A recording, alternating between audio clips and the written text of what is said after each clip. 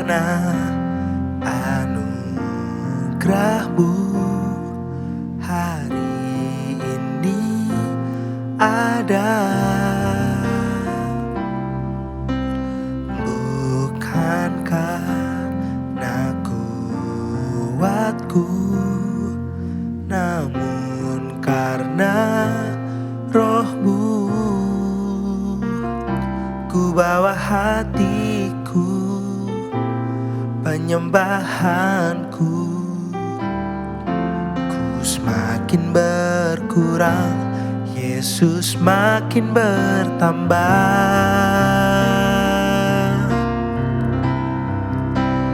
Mengikut Yesus, itulah kesukaan hatiku.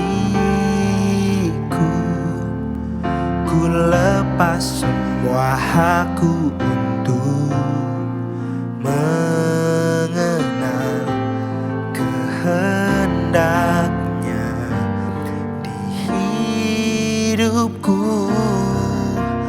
Mengiring Yesus, itulah kekuatan hidupku. Ku yakin anugerah-Nya mampu jadikanku hamba yang berkenan selalu.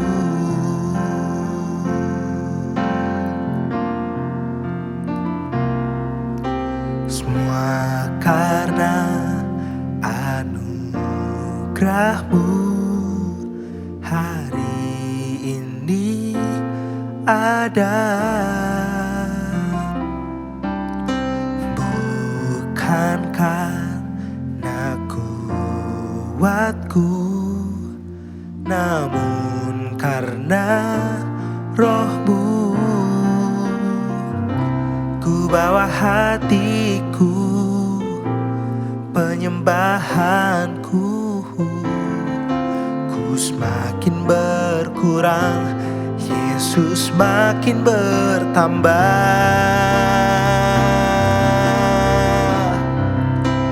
Mengikut Yesus, itulah kesukaan hatiku.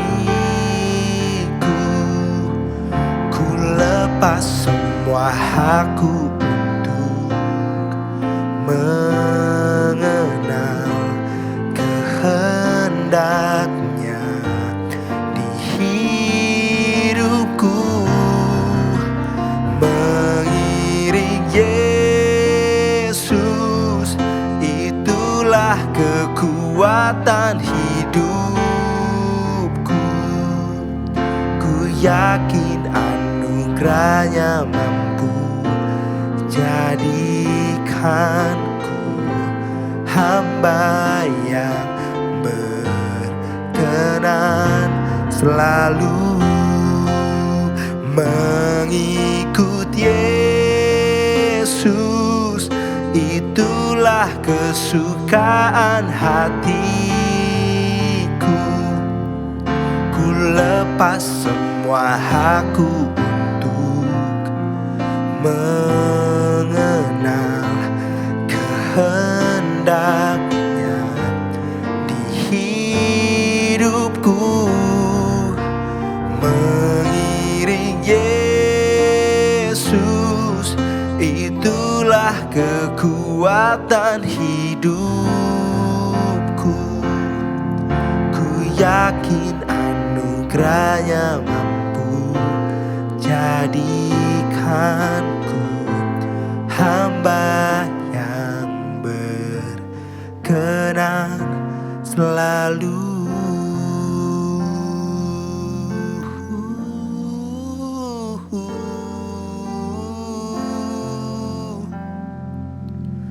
Mengiring-Mu Yesus Tuhan.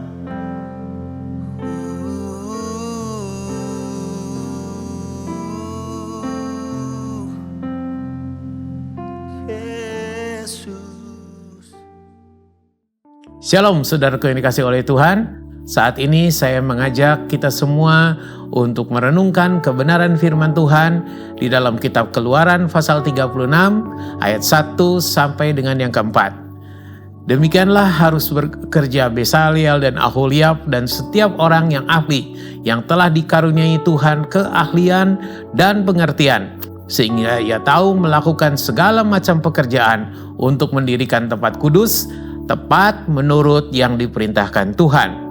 Lalu Musa memanggil Besaliel dan Aholiab dan setiap orang yang ahli yang dalam hatinya telah ditanam Tuhan keahlian, setiap orang yang tergerak hatinya untuk datang melakukan pekerjaan itu. Mereka menerima daripada Musa seluruh persembahan khusus yang telah dibawa oleh orang Israel untuk melaksanakan pekerjaan mendirikan tempat kudus. Tetapi orang Israel itu masih terus membawa pemberian sukarela kepada Musa tiap-tiap pagi. Dan segala orang ahli yang melakukan seluruh pekerjaan untuk tempat kudus itu datanglah masing-masing dari pekerjaan yang dilakukannya. Demi kelancaran pembangunan bait suci, orang-orang Israel dengan rela hati membawa persembahannya secara sukarela kepada Tuhan. Mereka melakukan hal itu bukan karena terpaksa atau dipaksa oleh orang lain, tetapi karena benar-benar mereka terjadi karena dorongan dari hati yang terdalam.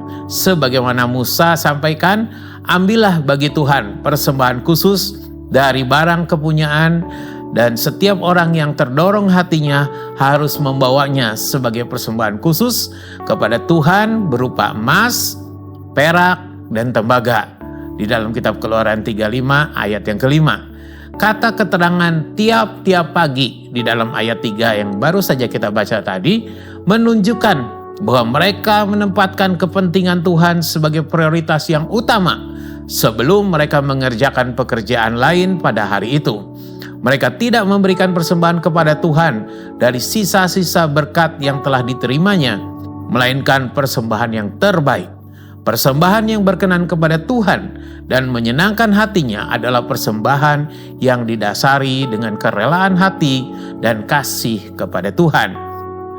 Ayat di dalam kitab Amsal 3 ayat 9 sampai dengan 10 berkata demikian, muliakanlah Tuhan dengan hartamu dan dengan hasil pertama dari segala penghasilanmu, maka lumbung-lumbungmu akan diisi penuh sampai melimpah-limpah, dan bejana pemerahanmu akan meluap dengan air buah anggurnya.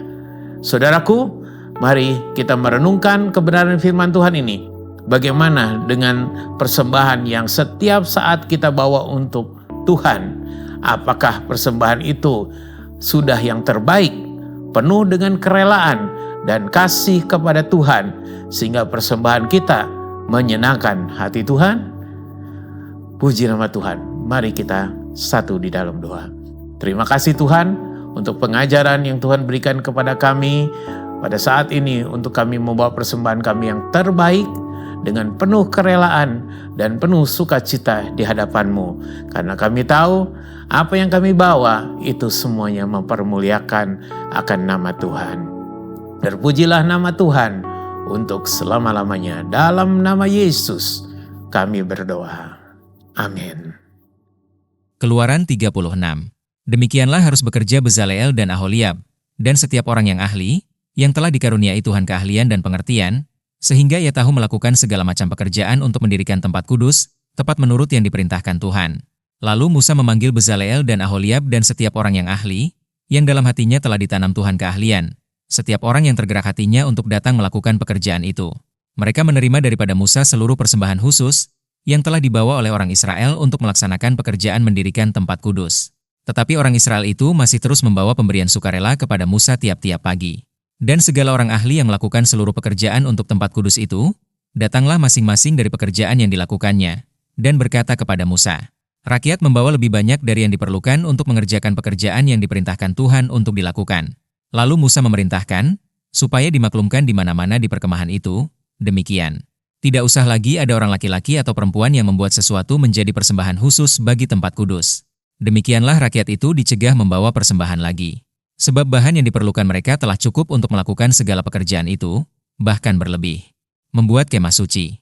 Lalu semua ahli di antara tukang-tukang itu membuat kemah suci dari 10 tenda dari lenan halus yang dipintal benangnya dan dari kain ungu tua, kain ungu muda dan kain kirmizi.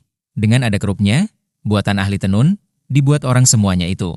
Panjang tiap-tiap tenda 28 hasta dan lebar tiap-tiap tenda 4 hasta.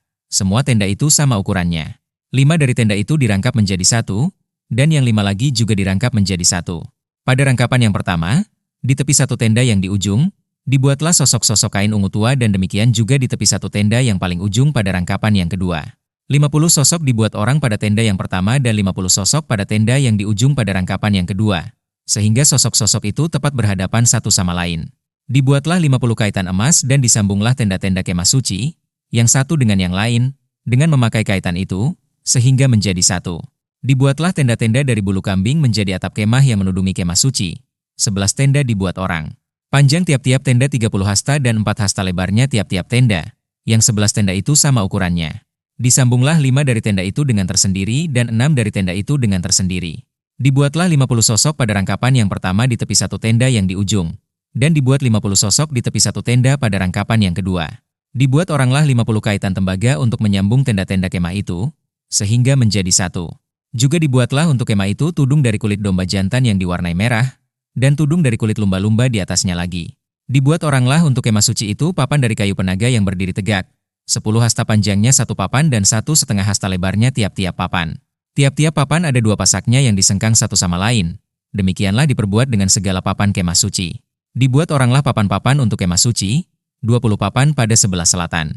Dan 40 alas perak dibuat orang di bawah ke-20 papan itu, 2 alas di bawah satu papan untuk kedua pasaknya, dan seterusnya 2 alas di bawah setiap papan untuk kedua pasaknya. Juga dibuat orang untuk sisi yang kedua dari kemah suci, pada sebelah utara, 20 papan dengan 40 alas peraknya. 2 alas di bawah satu papan dan seterusnya 2 alas di bawah setiap papan. Untuk sisi belakang kemah suci, pada sebelah barat, dibuat oranglah 6 papan.